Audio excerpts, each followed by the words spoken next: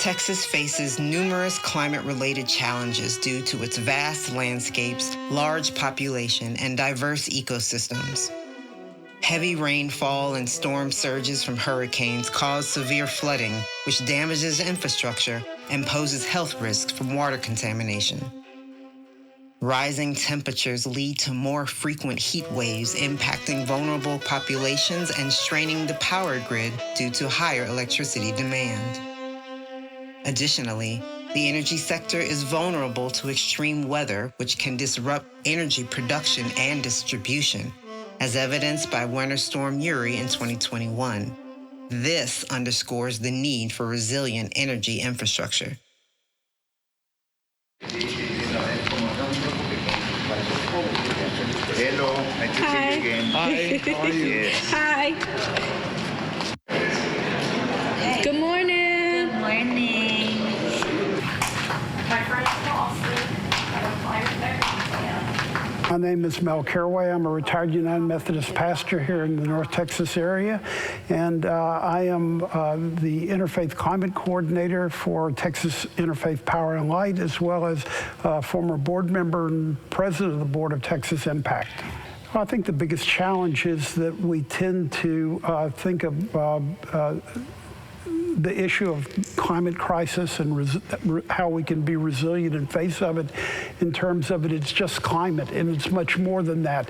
It's a justice issue that transcends not just climate justice, but also racial justice, economic justice.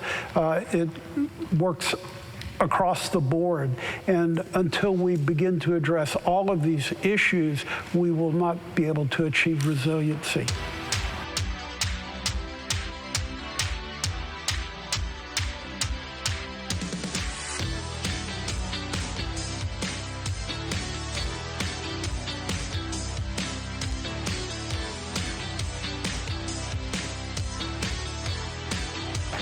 This is a gentleman named Ned Fritz.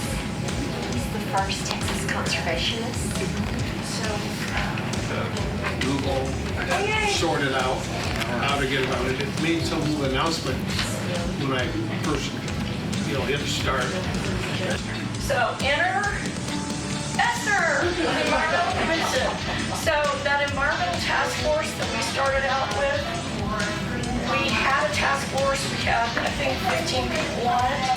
So again, this fourth recommendation, I'll focus on a little bit, and I think it has some impact on your congregation as well.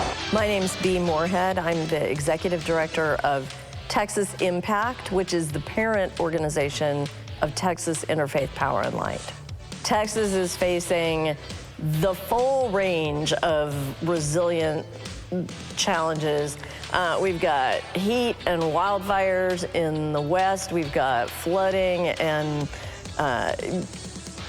extreme environmental injustice and disparities on the eastern part of the state. Here in Dallas, they're suffering from all kinds of storms that are climate related. So, from the wind to the water to the heat, we've got it covered here in Texas.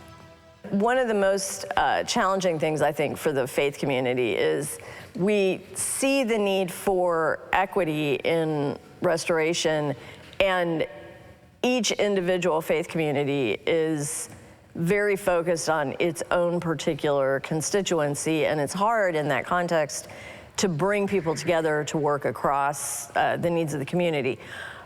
What we're really excited about our new partnership with the City of Dallas is the City of Dallas Office of Environment and Sustainability is willing to convene faith communities from across the North Texas area to work together. And I think that is the way to bring about more equitable participation and more equitable benefit, is to have that local government fulcrum that everyone can work from. we have to understand that it's a much broader issue than just the climate crisis.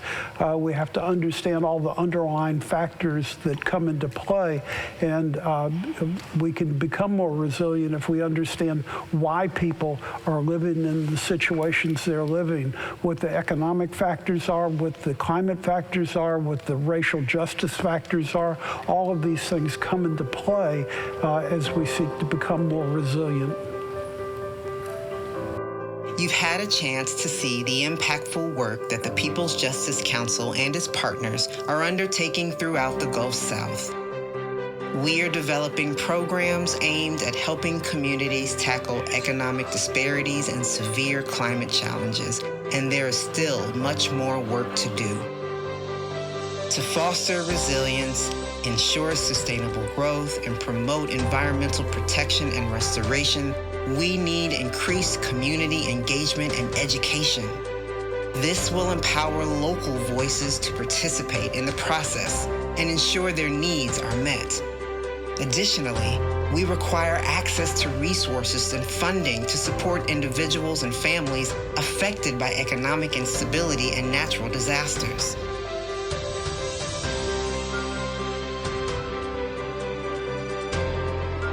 I think that's an easy question. I find hope in youth.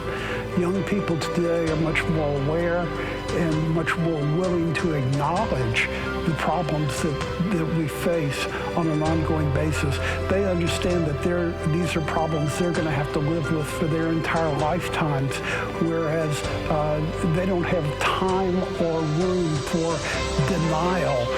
They have to understand and accept what the realities of the crisis are and how to become resilient in the face of those challenges. You know, I look at resiliency and restoration as a group sport. It's something that it takes all of us, right? It takes an understanding of the need. It takes a advocacy. It takes a willingness to apply resources, and that's something that we all can play a part in, right? And even if we don't have the resources, just being able to help out, being able to talk for our neighbors, talk for our friends, to be able to connect the dots for people, to be able to connect people, coming together is what's going to get us there, right? And we've shown that we have the capability to do that. And so I am hopeful and that we will continue or be able to get to the point that we care enough about each other to be able to do that. So yes, group sport, absolutely. That takes it's a community effort, a broader community effort. As a Christian, the biggest hope I have is the light of the world, and any project that has a spark of light to it gives me hope. So these programs around solar, or these programs around living water, clean water, or these programs around restoring the earth and making all things new, they give me hope. And they push me to work harder for my community. So I hope that in our conversations and our coming together, in our interactions, that we're not only sparking ideas, but we're going to bring literal light to communities in need. We're going to bring clean water. We're going to bring fresh air to breathe, and we're going to restore the land for the sake of all others. I think the thing that gives me the most hope is working with really innovative people and having them go and watching them and seeing it happen and helping in any way I can, to going from we have a bad problem, but we have a solution of our own, and getting what they need to be able to implement that solution and seeing them become an example for others. That gives me seriously a lot of hope. I'm extremely hopeful because the more we do this work, the more we find that there are others who are engaged in this work, and they are extremely concerned about the impact on human beings wherever they might be, particularly in the Gulf Coast. As the climate changes and the temperatures increase in the summertime, and we get more and more threats of catastrophic storms, hurricanes, and tornadoes, we find that there are greater opportunities for us in the church and clergy community to work with other grassroots organizations to be able to spread the word about the work that is being done, about the need to build in resiliency in communities that are least able to tackle these challenges on their own.